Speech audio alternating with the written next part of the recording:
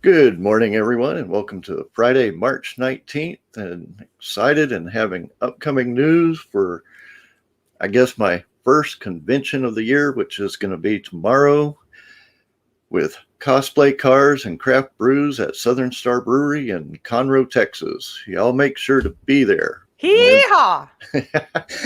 and then the next weekend, I have BagCon in New Caney, Texas. I mean, back-to-back conventions. What more can somebody ask for?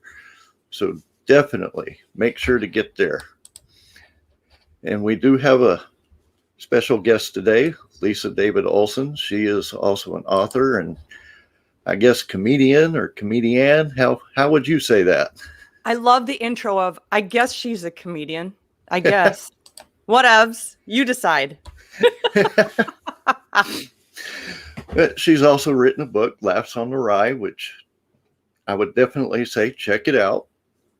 It is on Amazon. I think it's also on audiobook, which everybody loves audiobooks. Matter of fact, I have one for my Western that came out last year, or actually the year before, but it won the award Best Western in Texas, Young Adult. Nice. That can't be an easy thing to compete in. Good for you. It was fun. Nice. But let's hear a little bit about you. Well, yes, my book is on audio, and I know my husband will put it on loop just to hear my beautiful voice all day when I'm away at the office. Just listen to that voice.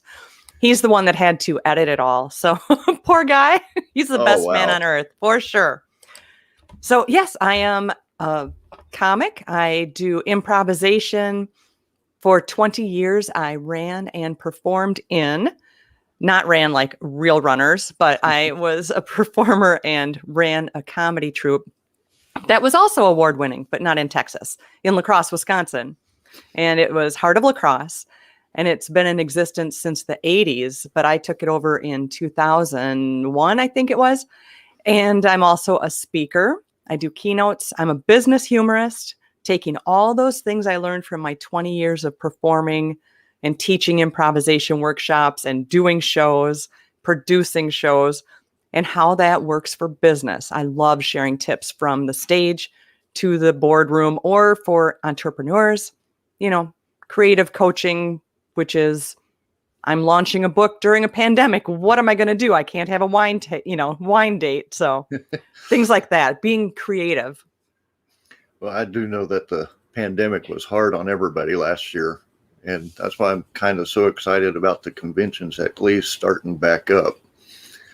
I know it's got to have been rough for you because I think one of the things that me and you actually have in common is I was a dispatcher and you actually work as a dispatcher. And I can imagine the 911 calls that you've gotten with pandemic. Yes. I'm a local dispatch, so I'm not handling 911. So big respect to you for that. I do the local dispatch, but you're right. I mean, you can put the weather together with the calls, the topic of the calls, weather matches, moon phase matches, just like nurses can tell you from emergency rooms, moon phases matter. And, then also just the pandemic and people not being social and the change of issues and worries and concerns and the differences. We live along an interstate in my small town. And so there's plenty of things that pass through here. It's never the same day and it's never a dull day. And I have huge respect for officers. I really do. Oh, definitely.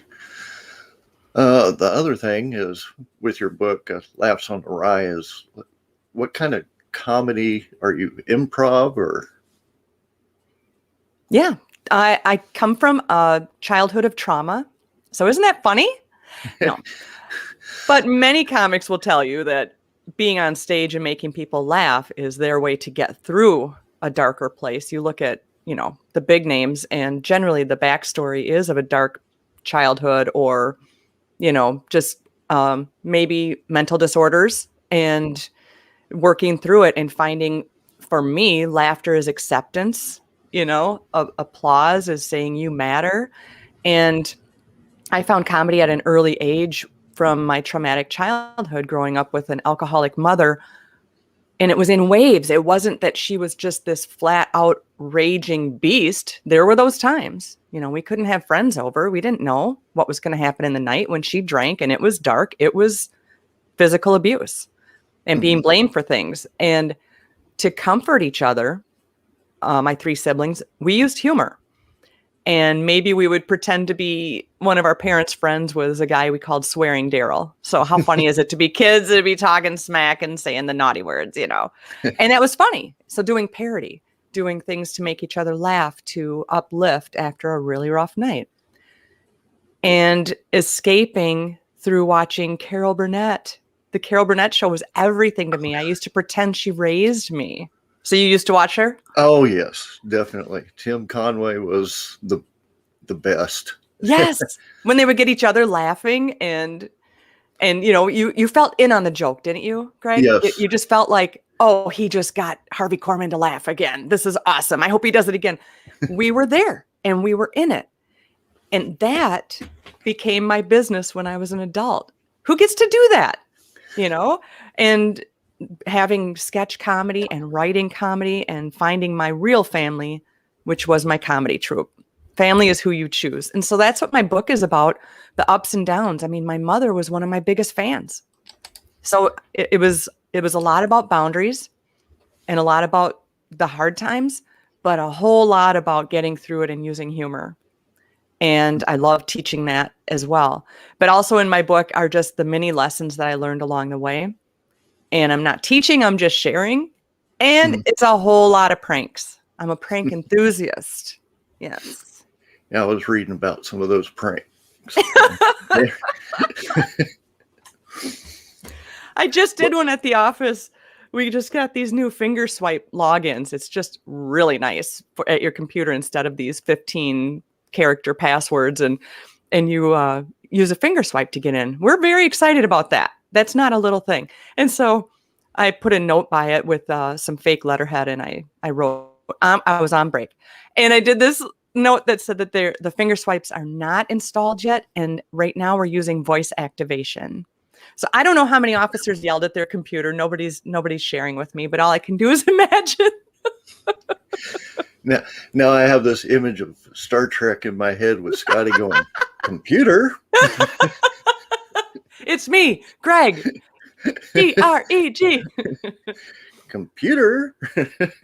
Especially if they were screaming their password. Would you ever have a password that you'd want anybody to hear you yelling out? No, I can't say that I would. Exactly. No. Oh my gosh. That was interesting that you said about the trauma and the comedy, because that's what actually got me into writing books. Being a stage 4 cancer survivor, it's like I had to do something. I just couldn't sit there. It's like gotta get that something. And then it's like, well, why don't I just write a story? I always played Dungeons and Dragons when I was younger, so it's like, let's just do something and get it done. And I think that's kind of what you've done through all that. Right. So yeah, the escapism of it. Mm-hmm. And it helps. It's like when I was writing about the battle scenes, I was just picturing those characters actually defeating the cancer. Look at you. That has got to be so helpful for your path to healing, to be able to put aside. And, 104 years ago, I worked in radiation oncology as a receptionist. And there's so many good stories. There's more good outcomes than bad. And those that were surviving and thriving were those who had humor and a hobby. And you are just to be applauded, because your message should be everywhere, that to use your talents, whether it be writing or painting or whatever it might be. That's amazing that you had the strength and that you could go there and help your healing through imagination. It is an escape. And when your mindset gets into that, I'm one of those that believes in energy follows thought. Nice. And when that energy just starts helping, and my wife taught me that, which was, I love her to death. And she's been with me through all this, and it's been going on for 12 years now. Wow. Like, Oh wow. my. What an incredible journey for you both. I mean, that means she's going through it too. Oh, definitely. And oh, we have some stories that we could tell. Oh my word. I'm so glad you're still here. I'm so glad you're doing well right now. Thank you. And You've definitely got the right attitude and strength, and I love what you said about energy. And definitely, I just posted your website to our page, and Cool beans. that's where everybody can find out about you if you're having any events coming up. Or so, do you just stay in Wisconsin, or do you actually move around to different states for events? When you can. I actually live in Minnesota, right on the other side of the Mississippi. Yeah, I've been working a lot in La Crosse, Wisconsin, but I live in La Crescent, Minnesota, and it takes about 8 minutes to hop over the bridge to Wisconsin. I love where I live. It's beautiful here. Yes, I travel for events. I have, obviously not lately, and I have learned how to be a virtual speaker, because events were all in person, whether I was speaking at a winery or a women's group, or at corporate events where they were doing remote broadcasting out to other sites. I did my first one like that about 4 years ago, and I thought, ooh, that's highfalutin. Here I am speaking to 8 different locations, standing at one location, and I thought that was amazing. And then here we are during a pandemic, and everybody's everywhere. So I think we've all done improv. We are all being creative right now, because when the pandemic started, we thought, 2 weeks? What do you mean I'll be home for 2 weeks? And all of a sudden, it's a year later, we are finding our way. We are all experts with sourdough bread for some reason. We are all, getting pets. What is it? Like, we're running out of puppies, I think I heard somebody say, because everybody got a dog while they were home. And I'm saying that with the lightheartedness of saying we all are still making it. And there's a lot of sad stuff, such as trying to explain it to an elder why you can't pick them up on Sunday like you used to, or things like that. And but we're making it, we're doing our best. And we're also learning what really, really matters more than who's wearing what and who has what car. We're learning kindness. We're learning grace. If I'm in a store and somebody's not wearing a mask, that's their thing. I don't know their story. I don't know what their thing is. I'm not going to approach them. I give them grace of they have their reason. They have their, because a friend of mine said she can't wear one. She went through some sort of a physical trauma once, and wearing one makes her relive it. I don't know that stuff. I don't want to impede. So we're learning kindness. We're learning just to forgive each other. We're learning that when we drive down the street and someone's out there jogging, we wave because it's another person. A year and 2 months ago, we didn't wave at joggers, but now we're like, hey, another person's outside. Definitely. And one of the things that I would like to address is, for the people who have adopted pets, when all this is over, don't turn them back in. Those pets have come to love you, and you're their family now, and they're used to you. And I have 2 dogs that we were actually 3.5 years ago that were dropped off on our street that we have here, and we've been taking care of them. And it's like, you can't separate them. They're like sisters, and it's like, oh, what are their names? Well, the one that came up to us on a full moon, so we call her Luna. Luna, of course it's Luna. That's beautiful. Then the other one came up the following morning, and so we call her Sunny. Oh, cute! That's so cute. So we have Luna and Sunny. And now I know your password. Nope. I'm not sitting there going, computer. It's me, Greg. Luna, Sunny, 1, 2, 3. Oh, let me try that. Yeah. Yeah, I'd be a pretty bad hacker. I know. Oh. Anyway, that was one of the things that did want to address. The other thing Yes. is like you had just said, it's like the conventions coming up. Some are going to require masks, some aren't. If you're going to ones that require masks, wear the mask. It's a requirement. If you're going to it, and some people aren't, and some people are, be kind. Like you said, it's their choice. Yeah. You never know what they've been through. We don't know your story. Yep. I mean, like I've had radiation on my lungs, so it's harder for me to breathe with the mask. Yep. And they'll say, no, no, no. But yes, it's like you put that little finger thing on, and mine is either between 93 and 95. There's no 99 or 100 for me. Right. Right. So it's like the oxygen's harder for me to breathe in or breathe out. Right. Right. Yeah. You got to give each other grace and just what if today we imagined everybody was doing the best they could? What if today we imagine that everybody's nice and that everybody means well? We have so much crap in our heads about what others are thinking about us. And you know what? People don't really care. Just worry about your own damn self. Take care of yourself. And when that inner voice tells you can't write your book or that you can't try something new, you know that that's the very thing you should be doing. Because the inner voice is really ugly. And when we believe it, oh, you're fat. Oh, you can't cook. Why should you write a book? Who's going to read your book? Oh, yeah? Watch this. Yep. Watch this. And do what you want. Don't do what others. Do it because nobody else has your story. Nobody else has your unique view.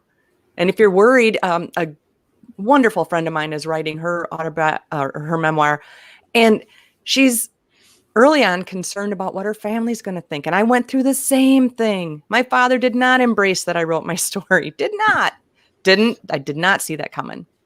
And when you are writing your book and you think about that and you think about, who's going to like that I'm writing this, you've got to write your own story as you see it.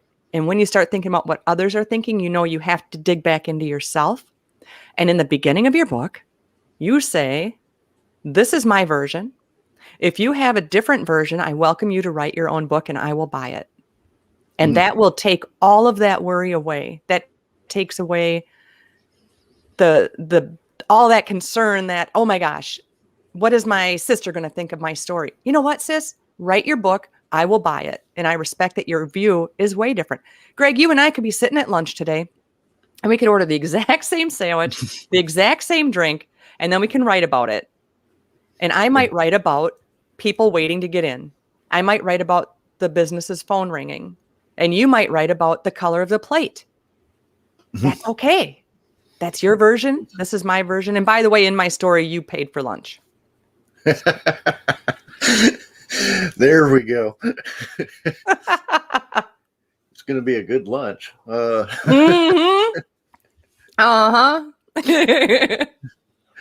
Lordy. Yeah, definitely. One of the other things I'd like to discuss is writer's block, unique ways to get through that. And one of my ways is I actually had a panel with this with somebody else. And one of the things that we do is me and him both will put our characters in one of the worst situations possible and then have them fight their way out. And then the imagination starts building back up. What are some methods that you might use? I love that analogy. I immediately thought of your character as a MacGyver, and all he had to get out of this room was like a paper clip and nail polish and a piece of Doublemint gum, and he did it. So I'm a creative and an improv ninja. So for me, it's about you're a character writer, and for me, for writing, it's putting two unlikely ideas together, very similar to what you're saying. But for me, it's very unlikely. I might physically move where I'm at. So this is my space where I'm at. This is my home office. This is where I wrote my book and also my journal that I only sell through me because I had it locally printed. And in this journal, I share creative tips to help people reignite their stale ideas. And then there's room to write, and there's the the lined page for people like me that have to be told what to do. There's the blank page to doodle. But then there's creative tips at the top. And so this one says, play songs that open your mind and heart to move, explore, and feel. So if I just open this up for a new idea, I'm having a writer's block on an article I'm writing for a website. I'm actually writing one right now. And maybe I'll put on some music. Okay, so instead of my favorite songs, maybe I'll put on a different genre of music and just kind of move around to it and just kind of shake the dust off my brain. So if I use that idea, another one is move physically where you're at. I'm on a laptop, so I can easily take it into our spare room where there's more plants and the sun comes in on the different side of the house. Maybe I'll sit in the fancy chair that's there to look pretty, but just to sit somewhere different. And there's a great app that has, it's called Coffee House. And there's one, and I forget the name, but it actually sounds like coffee house chatter. So you can hear the clanking of cups, the mumbling of people nearby. Have you ever done that, Greg? You go and you're writing your story, but instead of being in your quiet office, you move to somewhere rather public, like back when we really could, but just to have the noise that you had to block out. I did my critique groups at coffee shops. For my main writing, though, I'm on the desktop, so I can't really move around, but I can change the music and the different sound effects. Right. I think changing that, because let's go back to our senses. What am I smelling right now? For me, I like to do some essential oils once in a while. And what am I feeling? Okay, I have a foot roller under my desk that I use all the time. It's plastic and it has bumpy things on it. I use it all the time. I'm barefoot right now, and while we're talking, I'm rolling on this. Isn't that crazy? But it's sensory, and I'm a fidgeter, and that's why I have a wiggly desk chair. And so scent, feel, sight. Okay, are my lights good? And sound, your music, all these things matter. So if you're stuck in what you're writing, take a break, shake it off. Definitely do some exercising and raise your endorphins. Laughter will raise your endorphins. Look at some Carol Burnett show bloopers and laugh and lower your blood pressure, open your mind, expand to new ideas. What if it's the scene where she's singing by the horse, then the horse started to urinate, if you remember that scene? Oh, yeah. Okay, I'm going to add a horse to my guy who's trying to fight out of the room. All of a sudden the horse appeared. We don't care why. And, what if? So that's the way I try and break through, or call a friend and say, what do you see for this? It doesn't mean you're taking their ideas, but what if they say something that they say the word purple while you're chatting, and all of a sudden that sparks another idea. You don't have to necessarily share your story with them, but you can just talk to them. Hey, you got 5 minutes? I need to clear my head a second. I'd be that friend. I'll do that. You definitely want to clear your head. Yes. And the other thing, like I said, if you put the character in the worst situation and just fight, move forward, see what the worst possible situation, and they have to survive through it. It's like, oh, Lordy. Right. Yeah. I don't want to write right now.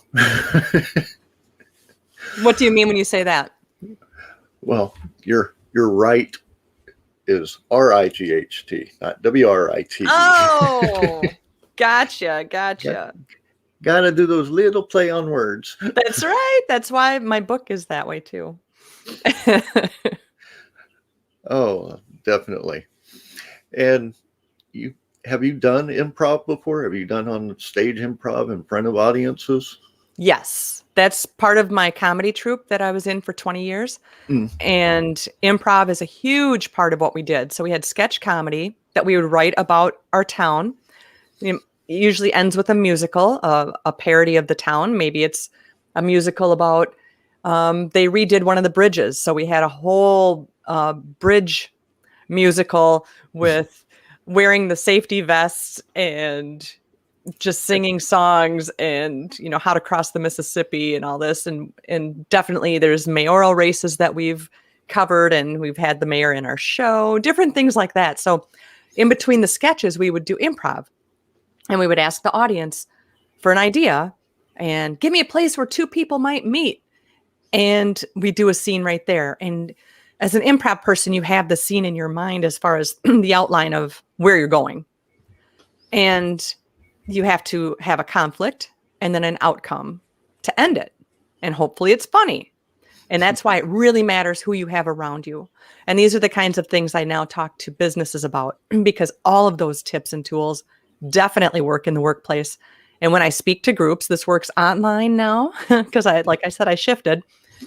But in person, I love to play games with, I call them games, but to play with the businesses to be able to get ideas, not making the person get up on stage. So my guarantee is I will not scare your introverts, but we will all share ideas.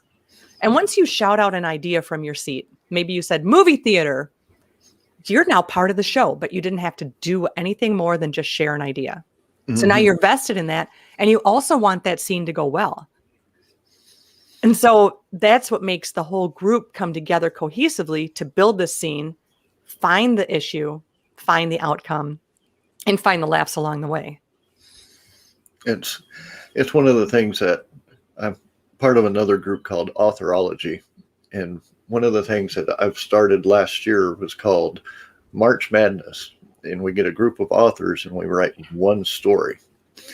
And you bring some of your characters in it. The only rule is you can't kill the other characters off. But working with the other characters, and you're sitting there and it's like, okay, I did my turn. This is going this way. I want to do this. I want to do that. And when it comes back to you, it's completely changed the whole thing where you can't do that. And it's like all of a sudden you have to start on the fly and just come straight up with another different part of the story. And you have to go with each other's storyline. So it's very unique, but keeping up with the story is fun. It sounds like Dungeons and Dragons for nice guys. Well, like I said, the only rule is you can't kill off a character. Yeah. You can injure them, but you can't kill them. A mere scratch. Oh, I haven't seen that movie in forever. Yeah, that's a reminder. That's a good one. There's a couple of movies that I can't put on when my wife's here. I've watched them too much. Oh, that way. I thought you meant something else. That's okay. No. It's like I've watched Spaceballs so many times. It's like she can't even stand it anymore. Monty Python? Nope. Yes. No, I am. For me, it's Spinal Tap, and like Waiting for Guffman or Best in Show. All those are really improv based. I would love to see the actual outline of their movie compared to what they were saying. You know, I would love to have been on the set of Spinal Tap and just see, because I think they were just given their characters and I think they ran with it. You know, They had a basic outline and I think they filled it in and it was just superbly done. Just hilarious. Yeah, that's the other movie I got to watch now, The Princess Bride. Yes. Didn't they turn that into a Broadway musical or something? They may have. I might be able to find out in a couple of weeks, because I have April 3rd, author Ellen Mann will be here with Broadway actress Tess Primack, and we're going to be discussing audiobooks and a program that Tess does is called Broadway for Home, where the children they teach Broadway through like Zoom and stuff like that. Sweet. Oh, I love that. How cool. And you know, that's something they wouldn't have done a year ago. No. I love how we have just shifted our thinking and opened up so many more doors. How lucky for those kids. That's great.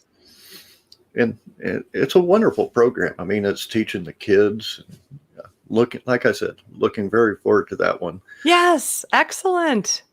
And then on April 11th, I have Marty Ray from Marty Ray Project. He's a singer-songwriter. Of course he is. Listen to that name. And we'll be discussing putting words to music, stuff like that. Nice.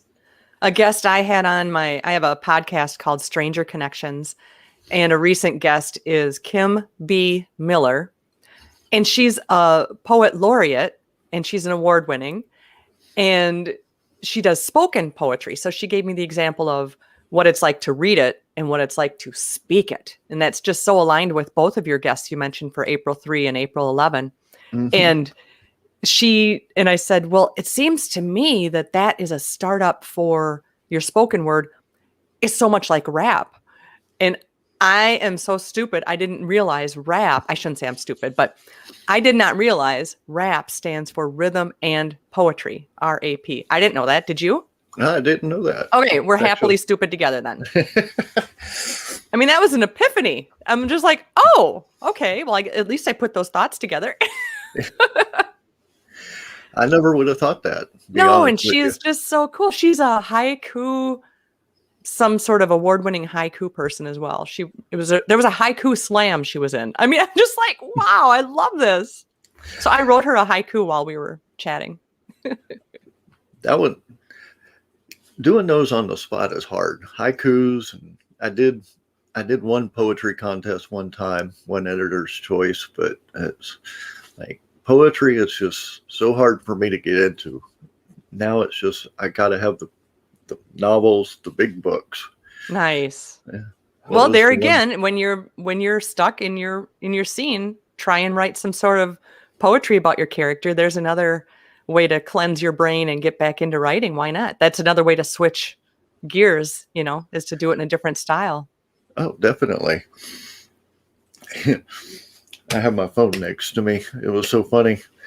We were talking about a little bit of comedy, and the last show that I did, my phone started ringing right at the end of the show. So it's like people were thinking, oh, wow, he's got music now. And it's like, man, I wish. Striking up the live band in the corner of my living room as we outro. It's like, I wouldn't mind a theme song, but that's nowhere near in the future. And speaking of, the podcast is going to be changing for everybody. It's going to be starting to be called the Con Hour, or convention, not con artists, but convention. Dang, I thought it was going to be all prisoners all day. where we'll be getting artists and authors and probably actors, maybe YouTube actors, anything that deals with conventions where you can get and discuss almost like a panel type. Nice. And it will be patron for some people, but they'll have their own special show. Well, I'll do probably one special show a month, and then maybe 2 weeks after it airs, I'll post it on YouTube. But they'll get the special showing. And I have a local artist, not author, local artist, Brian Salinas, who's actually doing the logo, which when that's done, that will be the start of it. The logo is basically the start. And I can't wait for this to take off. And I'm trying to get it actually on iHeartRadio also. So that's sweet. That's so great. And here you are coming up with more new stuff. And when that logo drops, you're just going to be so excited. That's one of the things that makes us feel really put together is finding out your audience, find out your guests. How are you going to stream it? But the logo, oh, stuff's gotten real. Now we can make stickers and business cards and all the fun stuff. Oh, yeah. Well, with the logo, part of the patron, one of the programs, which is the high patron tier, is you'll actually get rewards every 3 months, which could be a t-shirt, a coffee cup. Ooh, swag, swiggity swag. So, I mean, we're working on it. And the show, like I said, it's going to be starting off slow like it has, but it has been picking up. And I can't wait for it to really take off. Great. Congratulations. We'll all be watching for that. Oh, thank you. Hopefully by next month. Like I said, this will probably be the last one titled TheAlonican. I'm your finale? You're the finale. Woot, woot, woot, woot. Way to go out. One of the best. Yay. But glad for everybody that's going to be watching. And I do hope you enjoy the program today. Like I said, it will be the last TheAlonican, but it will still be the same YouTube channel, just a different title. Nice. And let's see. I'm trying to think if there's anything I'm forgetting. First, let me say thank you for Lisa for showing on. Make sure to check out her book, which I did post on both YouTube and Facebook. I also have her site where I guess you can buy the journal there. The journal's through me. Just find me on Facebook, Okay. Lisa David Olson. And I have a humor group on Facebook called Counterclockwise, where we share clean humor, no politics, all fun. And we have about 3,000 members in there right now. So join us over in the Cyber Treehouse, and just for laughs. And so many people say we need humor now more than ever. And, you know, that's a statement we could use any day, any year. We always need humor. It's healthy, and it's a great way to connect and release those puns, because if you hold a pun in, you'll get a tummy ache. So we need to join in and join in on fun and just get together and, you know, commit to just making each other laugh. I also have a TEDx coming up in April, which is Humor Month, coincidentally. So I get to travel for that. I'm very excited to safely travel, but to actually be on a TEDx stage, which is one of my goals, as well as trying to speak with Carol Burnett. I'm only asking for 8 minutes, Carol. Give me 8 minutes. I thought that sounded like a great number, and then I would steal 10, but whatever. I'm kind of a sassy pants. Oh, wow. That would be actually fun. Just 8 minutes just to talk with. It will be fun because you have to think in the will. Yes. But an idol like that will be fun. It will be great. I won't give up. And much luck to you with your new direction and your health journey. And I'm so glad that your wife is right along with you, keeping you sane, or at least making sure that you're behaving. Well, we keep each other sane. That's right. That's right. Definitely I'm so tough. happy. You're a strong guy, and I'm so glad that you're going to keep your writing going, and much luck on your new podcast and show with all the different convention.